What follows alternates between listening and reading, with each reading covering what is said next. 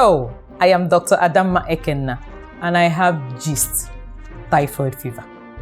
Typhoid fever. Everybody knows typhoid fever, I'm sure. But I'll just share a few interesting things with you. Typhoid fever is caused by bacteria, Salmonella typhi. Okay? And then the symptoms of typhoid can be things like high fever, malaise, that is tiredness, headache. It can even cause constipation or diarrhea. And sometimes some of the organs in our abdomen, in our tummy, become bigger, like the spleen and the liver. Guess what? Everything I've said is similar to malaria. So when you have typhoid fever, everything I've said now just looks like you have malaria. No wonder everybody says they have malaria and typhoid. How does one get typhoid fever? How is it transmitted? Now, before anyone can say they have typhoid fever, they must have a question about the source of food, that is where they get the food they eat, or the water that they drink. Because when food and water comes in contact with somebody that has typhoid fever, whether they know it or not, then the bacteria will enter the food and the water and then cause the disease for someone else.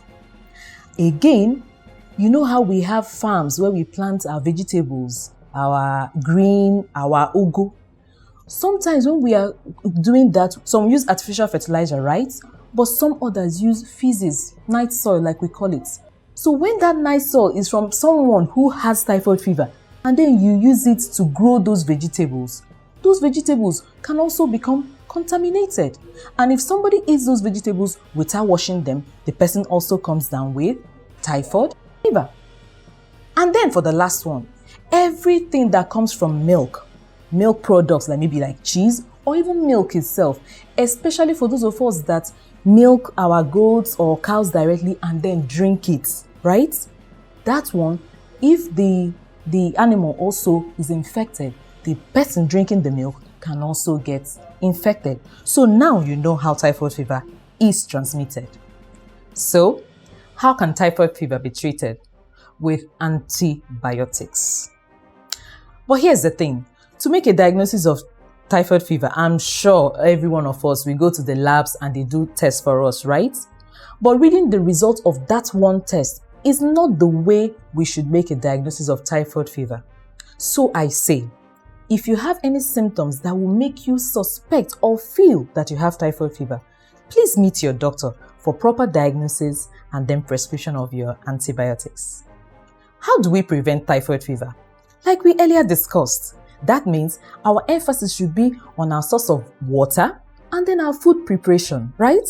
So if we drink clean water, make sure our water storage cans and the source itself, they are clean, they are well sanitized, then we're good.